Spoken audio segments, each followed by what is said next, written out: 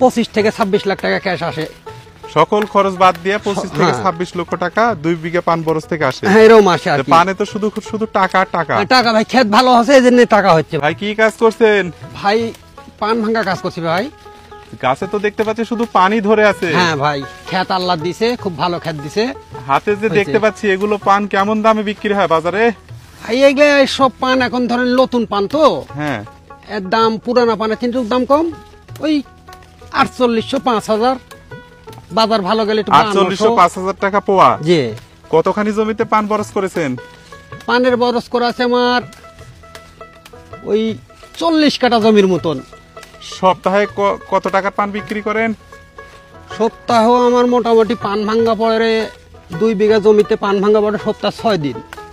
6 দিনে মোটামুটি তাও 1,40,000 টাকার মতন আমার আসে।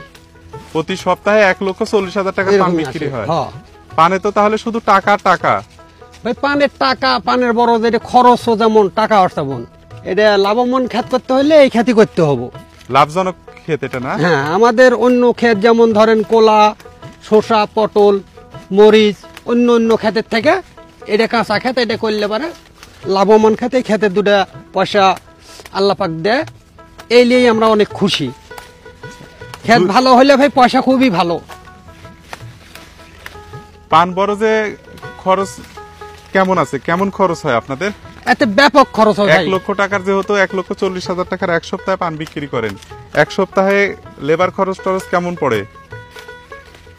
এতে এক সপ্তাহের খরচ তো হয় না ভাই, এক গোটা বছরে দেখা যাবে কিষেন নিলাম, খাইলাম, এই বরেতে খরচ করলাম, এই খরচ টরচ করে আমার 2 বিঘা জমিতে মোটামুটি দেখা যাবে 25 থেকে 26 লাখ টাকা ক্যাশ আসে।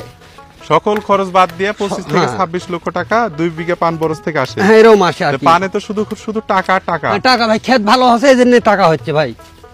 আর ক্ষেত যদি কমা হয়তো তাহলে গোটা বছরে দেখা যাচ্ছে 2 লাখ 3 লাখ টাকা ঋণ হয়ে যায়, কিন্তু ক্ষেত আল্লাহ ভালো দিছে এজন্য ব্যাপক পয়সা।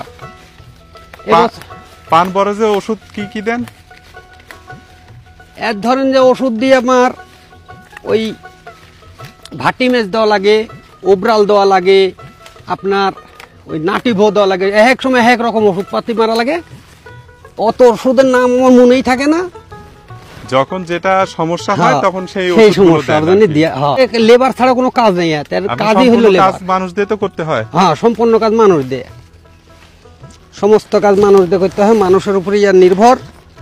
মানুষ যত খাটাইতে পারবো পয়সা তত পাবো, মানুষ খাটাইতে পারবো না পয়সা পাবো না। এই যে মাথা লড়ে যাচ্ছে, এই মাথা যদি না ধরেই পড়ে যাবে। এটাকে কি বলে? পট ধরে না বলে? হ্যাঁ, এটাকে বলে পট ধরে নে। এই পান গাছ এই ওয়াশির সাথে আপনার এই যে উলে দিয়ে যদি পেঁচ দিই, এখানে আমার কাছে খের নাই, খের থাকলে এখানে একটা ধরা দিলে এই আবার উঠে চলে যাবে। আজ যেমন ভাঙিচ্ছে, এবারে পান ভাঙিচ্ছি দেখছেন আপনি। আচ্ছা, এই পানটা আজ থেকে মোটামুটি আবার 10 থেকে 12 দিন পর আবার এসে ভাঙবো। 10 থেকে 12 দিন পর এটা ভাঙবো। এটা ভাঙ্গার সপ্তাহ 2 দিন ভাঙলাম, কিন্তু আজকে ভাঙলে এটা সপ্তাহ শেষ। এই পান এই বরজ বানতে হয় কতদিন পর পর? এটা শক্তির উপর নির্ভর করে ভাই, বুঝলেন? এটা আপনার ওই 2 মাসের মাথায় বান্ধা পড়ে।